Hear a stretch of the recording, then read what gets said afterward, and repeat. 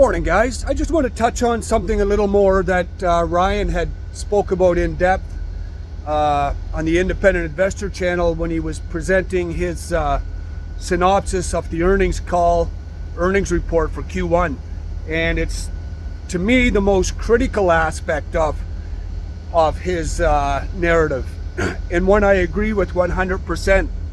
Guys, the OEM relationships, partnerships, are critical to the success of the Hyliion ERX. Without the OEM partnerships in developing this product, we're dead in the water. The ERX is dead in the water. The ERX, the Hyliion ERX, what they provide is a component for an entire truck. So they provide the electrified drivetrain. It's no different than an exhaust company that provides the muffler, the exhaust system, and there's several of them. So if they don't have a strong relationship, a company that builds exhausts, if they don't have a strong relationship with the OEMs, they don't have a business, they don't have a product.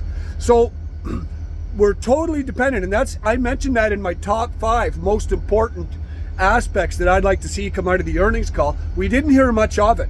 So one or two things is going on. Either the relationships are not developing, or the one we better be the case is they're just quiet about it.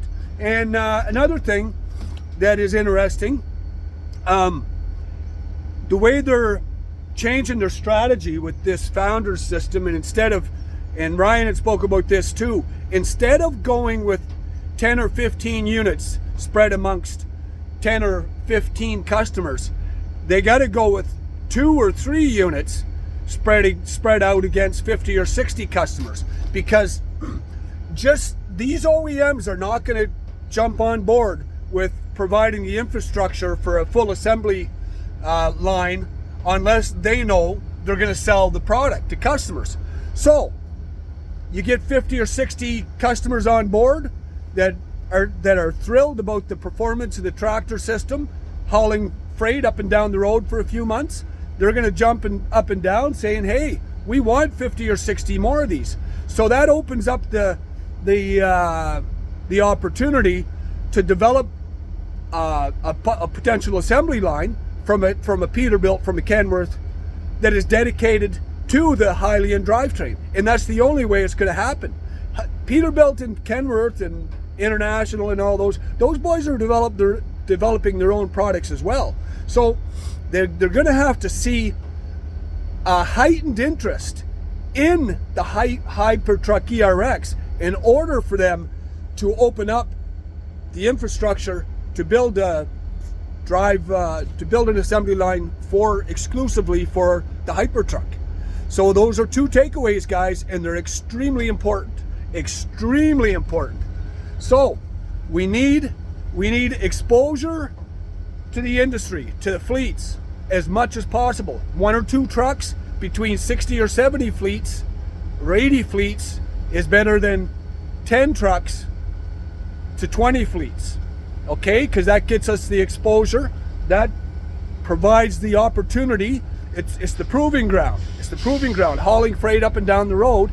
You got 60 or 70 companies, they're excited about the product because it works so fantastically.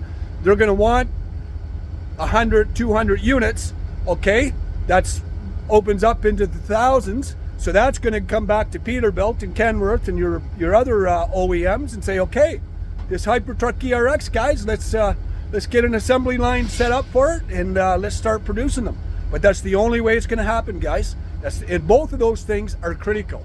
Both. Okay, guys, have a great day. Just wanted to put my input on that. And like I said, Ryan on the Independent Investor channel talked about that extensively. And yeah, that's my 2 cents added to that conversation. Thanks, guys. Have a great day. And yeah, like I said, there's no guarantees, man. No guarantees on anything in life. But yeah, you know, I'm optimistic, and it's a speculative stock based on what I know the potential is. Okay, guys, have a great day. Stay in the saddle. Don't sweat the small stuff. And yeah, stay on the horse.